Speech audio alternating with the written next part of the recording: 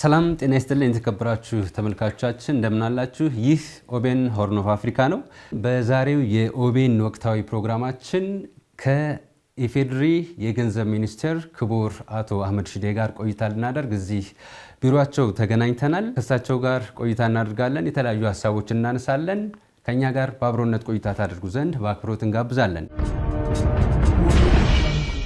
እንግዲህ እሳቸው ባለፉት 8 እና ከዚያ በላይ አመታት በፋይናንሱ ዘርፍ ብዙ ልምድና ዕውቀት ያካበቱ ትልቅ ሚኒስተር ናቸው በተለይ ደግሞ ኢትዮጵያ አሁን ያከናወነችው ካለችው ትግበራ ላይ የሚገኘው የኢኮኖሚ ሀገር በቀል ማሻሻያው ጋር በተገናኘ ደግሞ ከጅምር ጀምሮ እሳቸው በተሳትፎ ከጥናት ጀምሮ ያሉበት ነው በዚህ ላይ ትኩረታችንን እናደርጋለን ክቡር ሚኒስተር ጥሪያችንን ተቀብለው ከኛ ጋር ቆይታ ለማድረግ ስለወደዱ ከልብ እናመሰግናለን እኔም አመሰግናለሁ ይሄን ድል በማግኘቴ ደስተኛ ነኝ ጥሩ ለመታወቅ ያህል ይሄን ካልኩ እንግዲህ ቀደም ሲል ካነሳውት ሐሳብ አስቀድሜ ግን ባለፉት 7 እና 6 አመታት ኢትዮጵያ በለውጥ ጉዞ ላይ ነው ያለችውና ከለውጥ በኋላ ኢትዮጵያ ኢኮኖሚ ጉዞ እንዴት ሊገለጽ ይችላል አመሰግናለሁ ከለውጥ በፊት የነበረው ኢትዮጵያ ኢኮኖሚ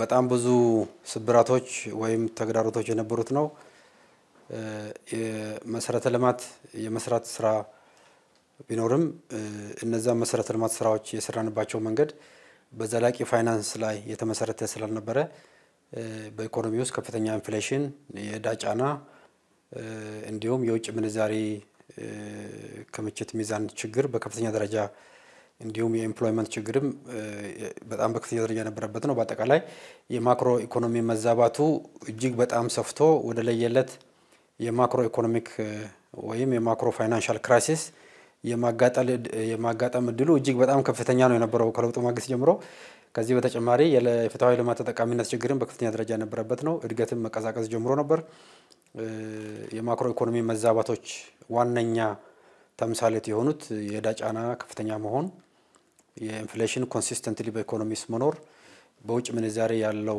የምንዛሪ ሁኔታችን በጣም ያሽቆለቆለ የነበረበት ሁኔታ የነበረው እንዲሁም በኢኮኖሚ ውስጥ ያለው የኤምፕሎይመንት መጠንም በጣም በከፍተኛ ደረጃ የቀነሰበት ነው በአጠቃላይ የማክሮ ፋይናንሻል ክራይሲስ የማጋጠሙ እድል በጣም ከፍተኛ ነው የነበረው ከዛ በተጨማሪ ብዙ የመንግስት የልማት ድርጅቶች ከንግድ ባንክ ተበድረው ብድራቸውን መክፈል ያልቻሉበት ሁኔታ ነው የነበረው ይሄንም ጋር ተገናኝቶ የፋይናንስ ዘርፍ ጤናማነት ላይ ከፍተኛ ጉዳት ሊያመጣ ስጋቶች ነበሩ ስለዚህ በለውጡ ማግስት ይሄንን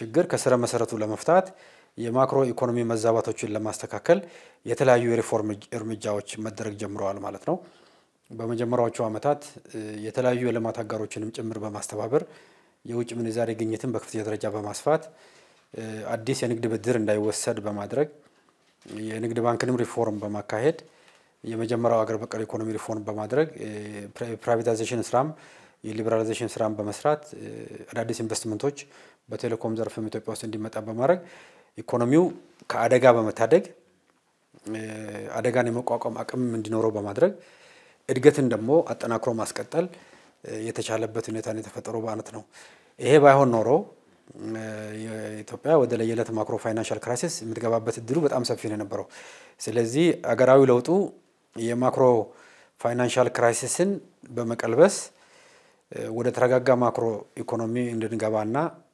በአጠቃላይ ብዝሃ ዘርፍ የሆነ ብዝሃ ተዋናይ የሆነ በተለይ ደግሞ የግሉን ዘርፍ ሚና በኢኮኖሚ የሚያሳድግ የእድገት ፖሊሲ ተቀርጾ ተግባራዊ መደረግ ጀምሯል ማለት ነው ይሄ በመደረጉ ኢኮኖሚያችን በአሁኑ ሰዓት ከትላልቆቹ የአፍሪካ ኢኮኖሚዎች አንዱ መሆን ችሏል በቀጠናችን ትልቁ ኢኮኖሚ ነው ያለን የጂዲፒ ሳይዛችን በከፍተኛ ደረጃ ከአመት አመት እያደገ ነው ያለው በተለይ ደግሞ በሁለተኛው ሀገር በቀል ኢኮኖሚ ሪፎርም ይሄ ባለፈው የጀመርናቸው ሪፎርሞችን በተሟላ መልኩ ተግባራዊ በማድረግ የባለፈው አመት የአንድ አመት የማክሮ ኢኮኖሚ ሪፎርም አፈጻጸሞችን በመታየበት ጊዜ እጅግ በጣም ከፍተኛ እምርታ የሚባል ወርቃማ የሚባል ውጤት ያለው ነው በኢኮኖሚ ማኔጅመንት አንፃር ማለት ነው አንደኛ ኢንፍሌሽንን በመቀነስ ረገድ በጣም ጥሩ ውጤት የመጣበት የውጭ ምንዛሪ ክምችት በማሳደግ ረገድ በጣም ከፍተኛ ውጤት የመጣበት የሀገር ውስጥ የመንግስት ገቢ በማሳደግ ረገድም እጅግ በጣም ከፍተኛ ውጤት የመጣበት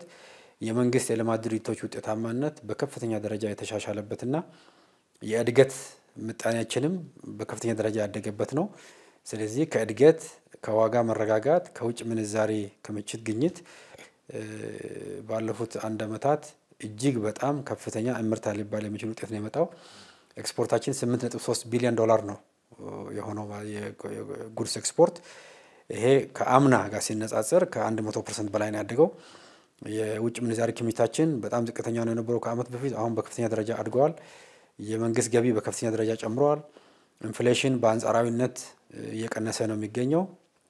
ስለዚህ በአጠቃላይ የዕዳ ሪስካችንም ከከፍተኛ ወደ መካከለኛ ደረጃ ለማስገባት የሚያስችል ከአበዳሪ ሀገሮች ጋር እያደረግነው ያለው ድርድርም ወደ ውጤት ምዕራፍ እየተሸጋገረ ያለበት ሁኔታ ነው ያለው።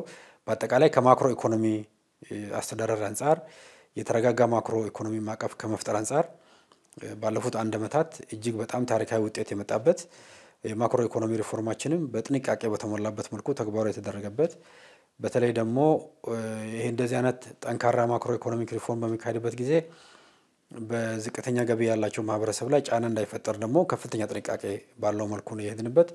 ከ350 ቢሊዮን በላይ የሆነ ወጪ በማውጣት የደሞዝ ጭማሪ በማድረግ የማዳበሪያ ድጎማ፣ የነዳጅ ድጎማ፣ የመድኃኒት ድጎማ በስፋት ያደረግንበት የሴፍቲኔት በገጠርና በከተማ ተጠቃሚ ቁጥር ላይ ደግሞ ከፍተኛ ገንዘብ በመመደብ ድጎማ የተደረገበት ሁኔታ ነው ያለውና ስለዚህ አገራዊ ለውጡ የነበረውን የኢኮኖሚ ስብራት ለመጠገን በከፍተኛ ደረጃ ውጤታማ ስራ ሰርተዋል።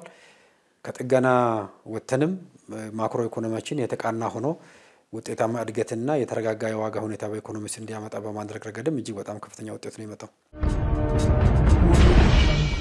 ሀገር በቀል ኢኮኖሚ ማሻሻያው ከተገበራቸው ስራዎች መካከል አንዱ ፕሮጀክቶችን ጀምሮ ለመጨረስም ትልቅ አጋዥ ሆኗል። እነዚህ ፕሮጀክቶች በተለይ ደግሞ አሳታፊና አካታች የሆኑ ፕሮጀክቶችም ተገንብተዋልና በዚህ ዙሪያ ላይ የተወሰነ ነገር ቢሉን ማለት ነው። አመሰግናለሁ። ባለፉት 7 ዓመታት አንዱ በጣም ትልቅ ምርታ ወይም ለውጥ የመጣበት ዘርፍ የፕሮጀክቶች አስተዳደር ነው። ግዙፍ አገራዊ ፕሮጀክቶች ተተግብረዋል። ቀደም ብሎ ተጀምሮ የነበሩ ፕሮጀክቶችም እንዲያልቁ ተደርገዋል። አዳዲስ የተጀመሩትንም በብዛት እያለቁ ያላለቁም በጥሩ አስተማማኝ ደረጃ ነው ያሉት። በአጠቃላይ የፕሮጀክቶችን በበቂ ጥናት ላይ እንዲመሰረቱ በማድረግ በቂ ቅድመ ዝግጅት እንዲኖራቸው በማድረግ ፕሮጀክቶቹ ደግሞ በተቀመጠላቸው ጊዜ፣ በተቀመጠላቸው በጀት፣ በተቀመጠላቸው ጥራት ሁኔታ ተግባራዊ በማድረግና በመፈጸም ረገድ ባለፉት 7 ዓመታት እጅግ በጣም ከፍተኛ ውጤት ነው የመጣው። የህዳሴ ግድባችን እዚህ ተምሳሌት ነው። ህዳሴ ግድብ በጣም ብዙ ችግር የነበረበት ነው ከለውጡ በፊት። ያንን ቀልብሶ የፕሮጀክት አስተዳደሩን በማረም አጠቃላይ ፕሮጀክቱ የተቀናጀና የተደራጀ አመራር በመስጠት ይሄው አልቆ በጥቂት ቀናት ውስጥ የሚመረቅበት ሁኔታ ተፈጥሯል። ይሄ ግዙፍ ትልቅ አገራዊ ፕሮጀክት ነው። ብዙ የመንገድ የልማት ፕሮጀክቶችን እየሰራ ነው የምንገኘው። ከ25000 በላይ ኪሎ ሜትር መንገድ የተገነባ ያለበት ሁኔታ ነው ያለው። ስለዚህ በኢትዮጵያ መንገዶች አስተዳደር በኩልም የፕሮጀክት አስተዳደር ላይ በጣም ብዙ ውጤት ነው የመጣው። በብዛት የመንግስት የልማት ድርጅቶች የሚሰሩት የፕሮጀክቶች አስተዳደር ላይም በጣም ብዙ ውጤት ነው የመጣው። ስለዚህ በበጀትም በመንግስት የልማት ድርጅቶችም እንዲሁም በልዩ ኢኒሼቲቭ የሚሰሩ የተለያዩ የመንግስት ፕሮጀክቶች በታቀደላቸው ጊዜ፣ በታቀደላቸው በጀት እና ኳሊቲ በመፈጸም ረገድ ባለፉት 7 ዓመታት ትልቅ ውጤት የመጣበት ሁኔታ ነው ያለው። ይሄ ደግሞ ተቋማዊ እንዲሆን ኢንስቲቱሽናላይዝድ እንዲሆን ደግሞ አጠቃላይ የኢንቨስትመንት ማኔጅመንት ስርዓታችንን በማሻሻል ረገድም በጣም ብዙ ውጤት ነው የመጣውና በተለይ በመንግስት በጀት በኩልና በመንግስት የልማት ድርጅቶች የሚሰሩ ፕሮጀክቶች ላይ በጣም ሰፊ የፕሮጀክት አስተዳደር ውጤት ነው የመጣው ማለት ነው። ይሄ የምታየው እድገትም በአገር ደረጃ ይሄ በጠቅላላ በከተሞች ያሉት የተለያዩ ኢንቨስትመንቶች በጊዜ ተጀምሮ በጊዜ አልቀው ውጤት ያመጡት የዚሁ የፕሮጀክት አስተዳደር ውጤታማ ከመሆኑ ጋር የተገናኘ ነው ማለት ነው። ጥሩ። ሌላው ማነሳው ጥያቄ ኢትዮጵያ እንግዲህ በግብርና ላይ የተመረኮዘ ኢኮኖሚ ስትገነባ ቆይታለች። በተለይ ደግሞ የገጠሩ አርሶ አደር የአፈር ማዳበሪያ አቅርቦት እስከዛሬ ድረስ ያው በድጎማ ሲቀርብ እንደነበረ ቀደም ሲል እርሶም ገልጸዋል። አሁን ደግሞ የአፈር ማዳበሪያ ለማምረት እስከ ስምምነት መደረሱ ተገልጿልና ይህ በግብርና ለተመረኮዘው ኢኮኖሚ ለኢትዮጵያ የሚያበረክተው ነገር የሚያመጣው ድል ምንድነው ተብሎ ሊገለጽ ይችላል? ከዳንጎቴ ጋር የተደረገው የዩሪያ ማዳበሪያ የማምረት ስምምነት $2.5 ቢሊዮን ባለፈው ሳምንት ነው የተፈረመው። በአጠቃላይ በክቡር ጠቅላይ ሚኒስትራችንም ባለፉት 7 ዓመታት በተከታታይ ጥረት ሲደረግበት የነበረ ጉዳይ ቢኖር ማዳበሪያ ፋብሪካ ባለቤት እንድንሆን የሚደረገው ጥረት ነው። ከብዙ ሀገሮች ጋር የኢንቨስትመንት ድርድሮች ተካሂደዋል። ከብዙ ሀገሮች ጋር የዲፕሎማሲ ውይይቶች ተካሂደዋል። ያ ሁላ ጥረት አሁን ስኬታማ ሆኖ ከግዙፉና ትልቁ የአፍሪካዊ ባለሀብት ለዛውም በዚህ ዘርፍ የቴክኖሎጂ ባለቤት የሆነና የብዙ ፋብሪካዎች የመገንባት ልምድ ያለው ኩባንያ ጋር ይህንን ስምምነት መፈራረማችን ኢንቨስትመንቱን አስተማማኝ ያደርገዋል ማለት ነው። በጎዴ ላይ ነው ኢንቨስትመንቱ የሚገነባው። የማዳበሪያ በሀገራችን ውስጥ የሀገራችንን ግብአት በመጠቀም የጋዝ ልማቱን ተጠቅሞ ነው ወደ ማዳበሪያ የሚቀየረውና ጋዙንም ለማልማት በጣም ያግዛል። በአጠቃላይ ይሄኛው የማዳበሪያ ፋብሪካ ስምምነት በአገራችን የኢኮኖሚ እድገት ላይ ትልቅ በጎ ሚና ነው የሚኖረው። የግብርና ልማቱን በማፋጠን ረገድ ላይ ከፍተኛ አስተዋጽኦ ነው የሚያበረክተው። ኢምፖርት ሰብስቲቱሽን የውጭ ምንዛሪ በማዳን ረገድ በጣም በከፍተኛ ደረጃ ነው የሚያግዘው። ለወደፊት ደግሞ አቅሙ አድጎ ኤክስፖርት በሚያደርግበት ጊዜም የውጭ ምንዛሪ ገቢም በከፍተኛ ደረጃ የሚያስገኝ ነው የሚሆነው። በአጠቃላይ የፕሮጀክቱ የሚሰራበት ቦታ ያለበት ሶማሌ ክልል እና ጎዴ ዙሪያ እስከ ጋዝ የሚለማበት አካባቢ በጠቅላላ ሰፊ የከተማ እድገት፣ ሰፊ የመሰረተ ልማት፣ ሰፊ የስራ ዕድል ይፈጥራል። ይሄንን ቦታ ለማልማት የተቀናጀ የፕሮጀክት አመራር የሚሰጥ ይሆናል። ስለዚህ በመብራት በኩል የሚሰራ ሰፊ ስራ ይኖራል። በመንገዶች የሚሰራ ይኖራል። ከተሞችን በማዘመን በማስፋት የቤቶች ልማት መርሃ ግብር አለው። የሎጂስቲክስ ግንባታ አለው። ማአት ነው ፕሮጀክቱ ግዙፍ ነውና አጠቃላይ ያን አካባቢ የኢኮኖሚ ጂኦግራፊን በማነቃቃት የእድገት ማዕከል እንዲሆን የሚያደርግ ነው። በአጠቃላይ በአገራችን የኢኮኖሚ እድገት ላይ ትልቅ አስተዋጽኦ የሚያበረክት ግዙፍ ፕሮጀክት ነው። አለፉት 7 ዓመታት ወይም የለውጥ ዓመታት ውስጥ ምርቶችን ወደ ውጭ ከመላክ አንፃር የታዩ መሻሻሎች፣ የተመዘገቡ ውጤቶች ምንድናቸው? ኤክስፖርትን በአጠቃላይ የኤክስፖርት ግኝት ላይ ባለፉት 7 ዓመታት በተከታታይ የተደራጀ አመራር በመስጠት የግብርና ኤክስፖርት መጠናችንን ማሳደግ ችለናል። በማዕድን ኤክስፖርትም እያሳደግን ነው የምንገኘው። በተለይ የተሟላ ማክሮ ኢኮኖሚ ማሻሻያ ካደረግን በኋላ ደግሞ ባለፉት 1 ዓመታት እምርታዊ እድገት ነው ያለው። $8.3 ቢሊዮን በአንድ ዓመት በታሪካችን ትልቁ የኮሞዲቲ ኤክስፖርት ነው። በኢትዮጵያ አየር መንገድ የሚደረገው የሰርቪስ ኤክስፖርት፣ በሺፒንግ በኩል የሚደረገው በትራንስፖርት ዘርፉ እንደተጠበቀ ሆኖ በአገልግሎት ማለት ነው የምርት የኮሞዲቲስ ኤክስፖርት በጣም ምርታዊ ውጤት ነው የመጣው። ስለዚህ የመንግስት የማክሮ ኢኮኖሚ ማሻሻያ የኤክስፖርት ዘርፉን እድገት በማረጋገጥ በኩል እጅግ በጣም ምርታዊ ለውጥ ነው ያመጣ ያለው። ይሄንን ማዝለቅ ማስቀጠል ያስፈልጋል ማለት ነው። በማዕድን ዘርፍ፣ በግብርና ዘርፍ፣ በኢንዱስትሪ ዘርፍ የኤክስፖርት መጠናችን በከፍተኛ ደረጃ ነው ያደጋለው። በተለይ ደግሞ የማክሮ ኢኮኖሚክ ማሻሻያው የውጭ ምንዛሪ ተመን በገበያ በመወሰኑ ሆሊስቲክ የሆነው ማክሮ ኢኮኖሚ ማሻሻያ ኤክስፖርትን በማበረታታት ረገድ በጣም ትልቅ አስተዋጽኦ ያበረከተው። ይሄም የውጭ ምንዛሪ ግኝታችንን በከፍተኛ ደረጃ አሳድጎታል። እምርታዊ የሚባል እድገት ነው የተረጋገጠው በኤክስፖርት ዘርፍ።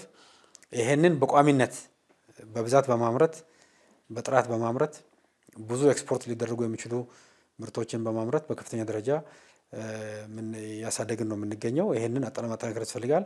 ከኤክስፖርቱ ጎን ለጎን ኢምፖርት ሰብስቲቱሽኑ በጣም ትልቅ ነው። ኢትዮጵያ ባለፉት ዓመታት በተለያዩ የኢንዱስትሪ ዘርፎች እና ግብርናም ጭምር ኢምፖርት ሰብስቲቱት በማድረግ በጣም ብዙ ውጤት ነው የመጣው። ከ$4 ቢሊዮን በላይ ኢምፖርት ሰብስቲቱት ማድረግ ችለናል ኦቨር ዘ ላስት ይርስ ማለት ነው አኑዋሊ።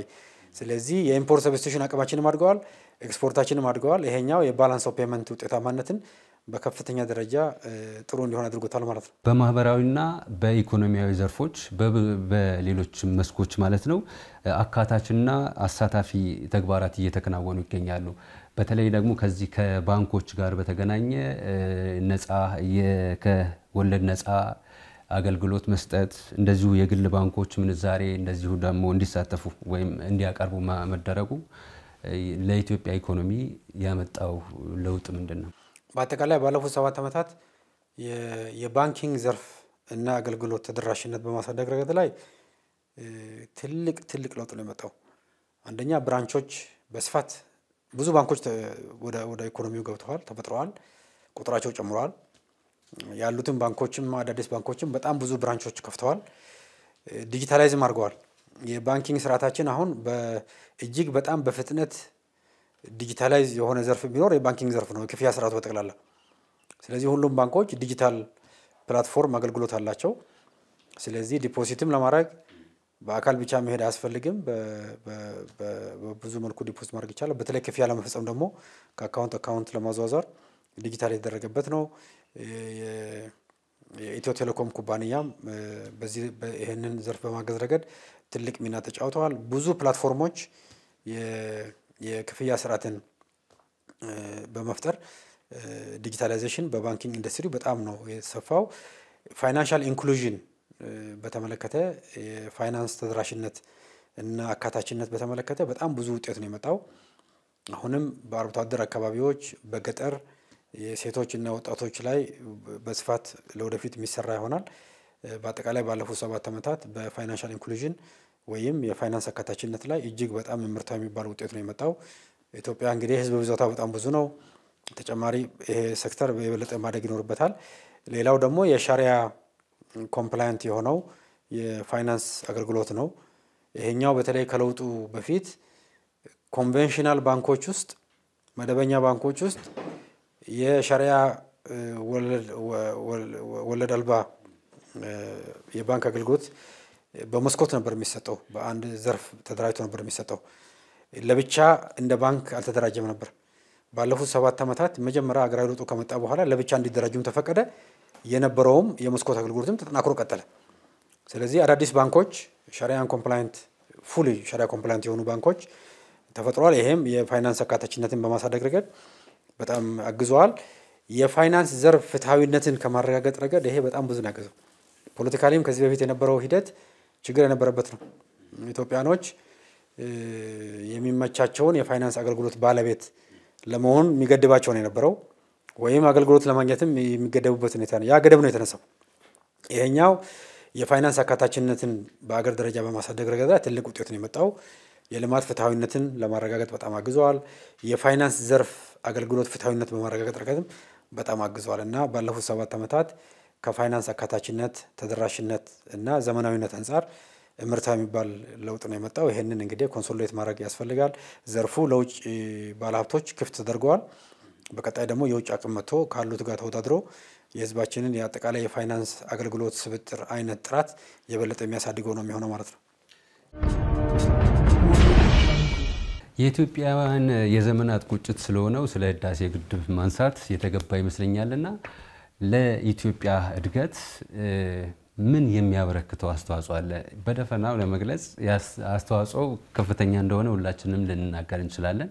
ነገር ግን ከኢኮኖሚው አንፃር እስቲ በደንብ በተብራራ ሁኔታ ይንገሩ። የህዳሴ ግድብ ኢትዮጵያኖች በጋራ ተባብረው በታሪካቸው ካሳኩት ግዙፍ የኢኮኖሚ ፕሮጀክት አንዱ ነው።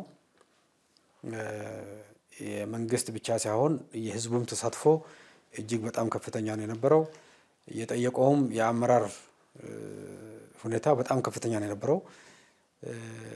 በጣም ብዙ ውጣ ውረድ ታልፎ ነው ወደዚህ ደረጃ ተደረሰውና አንደኛ የሚያመነጨው የኤነርጂ መጠን ከፍተኛው ነው በታሪካችን። ይሄንን ኤነርጂ አቅርቦት ለኢኮኖሚ በጠቅላላ የሚቀርብ ነው፣ ለሁሉም ኢትዮጵያዊ የሚቀርብ ኤነርጂ ነው። ይሄኛው የኢኮኖሚ እድገትን በማፋጠን ረገድ በከፍተኛ ደረጃ የኤነርጂ አቅርቦታችንን በማሳደጉ ከኢኮኖሚ እድገት ጋር ቀጥተኛ የሆነ ተያያዥነት ይኖረዋል። ሁለተኛ የአካባቢውን የኢኮኖሚ እድገትን በከፍተኛ ደረጃ ያነቃቃል። በጣም ቋሚ የስራ ዕድል ብቻ ሳይሆን በአካባቢው የቱሪዝም ልማት፣ የከተማ ልማት፣ የተለያዩ ዘርፎች እንዲለሙ የሚያደርግ ነው የሚሆነው። በዚህ ደረጃም በጣም ነው የሚያግዘው። ሌላው ግዙፍ ብሔራዊ ፕሮጀክት ኢትዮጵያኖች በጋራ ተባብረው መስራታቸው አገራዊ አንድነትንም በከፍተኛ ደረጃ አሳድጓል። የተደራጀ የህዝብ ተሳትፎ የተረጋገጠበት ግዙፉ ታሪካዊ ፕሮጀክታችን ነው። ኢትዮጵያኖች በጋራ ተሳትፈው ትልቅ የጋራ የወል ጥቅማቸውን የሚያረጋግጥላቸው ስራ መስራታችንና በጥራት መጨረሳችን ብሔራዊ ክብርም ነው። በተባበረ ክንድ ከሰራን ምን ያህል ትልቅ ውጤታማ ፕሮጀክት እንደምንሰራም ማሳያ ነው። ሌላ ደግሞ ለየት የሚያደርገው የተፈጥሮ ሀብታችንን የመጠቀም መብታችንን በራሳችን አቅም ያረጋገጥንበት ግዙፍ ፕሮጀክት ነው። የአባይ ተፋሰስ በሌሎች ሀገሮች ጫና ኢትዮጵያ ውስጥ ጣልቃ እየተገባ አገረ መንግስቱንም ላይ ከፍተኛ የውጭ ጫና ሲፈጠር የነበረበት ነው የነበረው። ስለዚህ ይሄ ታልፎ የተፈጥሮ ሀብታችንን የመጠቀም አቅማችንን በራሳችን ፋይናንስ በራሳችን አመራር ይሄ የሚያክል ግዙፍ ፕሮጀክት መስራት በመቻላችን የአጠቃላይ የማድረግ አቅማችን በኢኮኖሚ ዘርፍ ያለውን የማድረግ አቅማችንን ያሳድገዋል። ፖለቲካሊ ደግሞ ብሔራዊ አንድነት የህዝቦች አንድነትን በማረጋገጥ ረገድ በጣም ያግዛል። ብሔራዊ ኩራትም ነው። ኢትዮጵያ ደግሞ በቀጠናው ያላት ጂኦ ፖለቲካም ሆነ ጂኦ ኢኮኖሚክ አቅምን በከፍተኛ ደረጃ ያሳድጋል ማለት ነው። ስለዚህ ብሔራዊ ጥቅማችንን ከማስጠበቅ አንፃር ቁመናችንን በጣም ከፍ ያደረገ ከኩስምና ያወጣንና ከብሔራዊ ኩራትና ከፍተኛ የማድረግ አቅም ያለው አገረ መንግስት እንዲሆን በማድረግ ረገድ ላይ ታሪክ ቀያሪ ግዙፍ ፕሮጀክት ነው ማለት ይቻላል። ጥያቄዎችን ወደ ማገባደድ እየሄድኩ ነው። በመጨረሻ ክቡር ሚኒስተር ያው የብዝሃ ቋንቋ ባለቤት ኖት፣ ብዙ ቋንቋዎችን እንደሚችሉ አውቃለሁ። ሌላው ደግሞ የኦሮሚያ ብሮድካስቲንግ ኔትወርክ የብዝሃ ቋንቋ ባለቤት እንደሆነ ይታወቃልና ስለዚህ ብዝሃ ቋንቋ ባለቤት ወይም መልቲሊንጓል መሆኑ የጠቀሙት ምንድነው? ኦቤንስ ለሀገረ መንግስት ግንባታ የሚያበረክተውን አስተዋጽኦ ወይም እያደረገ ያለውን ተግባር እንዴት ሊገልጹት ይችላሉ? ኦቤን ሲቋቋም ጀምሮ አውቃለሁ፣ ታሪኩን በደንብ ነው የማውቀው። በተለይ ደግሞ የቴክኖሎጂ አቅምን በማሳደግ ረገድም ኢንቨስት ሲያደርግ መረጃው ነበረኝ፣ በየጊዜው ከታተል ነበር። በተለይ ደግሞ ባለፉት 7 ዓመታት ሀገራዊ ሪፎርሙ በኋላ መልቲሊንጓል የሆነ ተቋም ሆኖ የኢትዮጵያኖች ብቻ ሳይሆን በአፍሪካ ደረጃም በምስራቅ አፍሪካም የሚነገሩ የሀገር ውስጥ ቋንቋዎችንም ቀጠናዊ ቋንቋዎችንም በማደራጀት ራሱን አጠናክሮ እየገነባ ያለ ግዙፍ የሚዲያ ተቋም ነው። በመጀመሪያ ይሄንን ግዙፍ ሚዲያ ተቋም ለሀገር ውስጥ የተለያዩ ቋንቋዎች ብቻም ሳይሆን ለምስራቅ አፍሪካም በአፍሪካ ደረጃም እየሰራችሁ ያላችሁ ስራ የተሰጠው አመራር በጣም በሳል አመራር መሆኑን ማድነቅ እፈልጋለሁ። የተመራበት መንገድም በጣም በጥንቃቄ ነው የተመራው። ይሄ ለኢትዮጵያ ብቻ ሳይሆን ከኢትዮጵያ በላይም ለምስራቅ አፍሪካም ብዙ ኮንትሪቢዩት እያደረገ ያለ ተቋም ነው። ስለዚህ ይሄንን መላው የኦቢኤን አመራሮች እና ሰራተኞች ይሄንን ደግሞ በማሰብ ለዚህ ደረጃ እንዲበቃ ያደረጉ የክልሉ አመራሮችንም ሀገራዊ አመራሮችንም በጣም ማመስገን እፈልጋለሁ። ውጤታማ ተቋም ነው። ተደራሽነቱ በጣም ሰፊ ነው።